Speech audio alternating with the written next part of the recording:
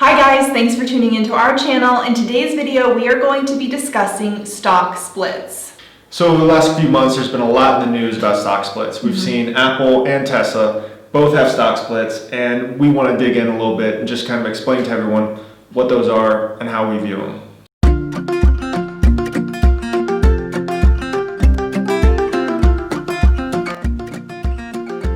Hi, I'm Sam, this is Chris, and thanks for tuning into our channel where we discuss achieving wealth and financial freedom through a three-part strategy. Earn more, spend less, and invest the rest. Okay, Chris, let's dive into the topic at hand. What are stock splits? Okay, so stock splits are when a company just creates more shares of stock than it had previously. So everyone who owns a single share of stock will now own 2, 3, 4 shares, depending on what kind of split percentage that the company's doing. Okay, and what are some of the misconceptions around this topic?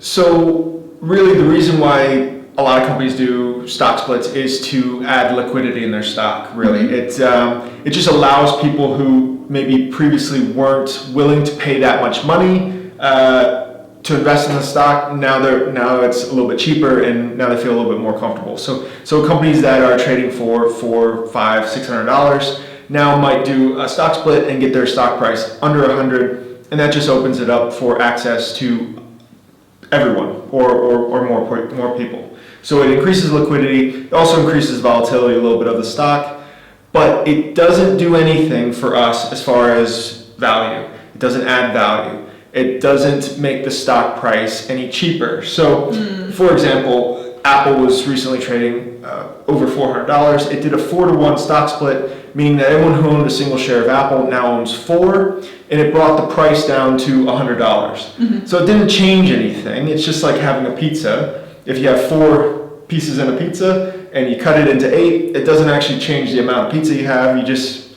has more slices.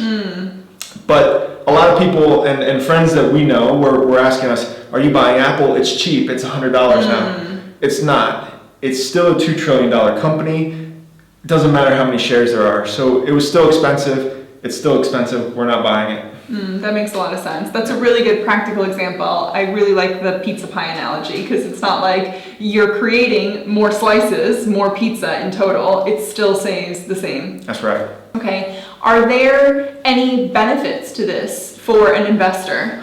For us, the only thing that it might help us do is we actually use options contracts to enter and exit some positions. A single option contract has 100 shares. So if stock prices per share are a little bit cheaper, that allows us to invest in these options contracts a little bit more easily. To give you an example, obviously a stock trading for $1,000, if you're having to trade a single contract, which is 100 shares, that'd be $100,000, and it's a little bit pricey. So when they do stock splits, it allows us to kind of use these options. Yeah, these options. And just so you guys know, options is a little bit more of an advanced way to do investing, and Chris will do lots of videos talking more about options in the future. But for now, as part of this kind of investing 101, we're just focusing on the stock splits. All right, Chris, is there anything else you want to add for somebody who's just learning to invest on what they need to know about stock splits? Like I said, it's really just understanding that stock splits don't do anything to add value to the company. So, just because you hear a company is having a stock split, doesn't really do much. Okay, so that's the key takeaway. Just because they're doing stock splits does not mean they're adding value. That's right. Okay, all right. We hope you enjoyed this video and found it useful. If you did, leave us a comment, like our video, and subscribe to our channel. We'll see you next time, and remember, earn more, spend less, and invest the rest.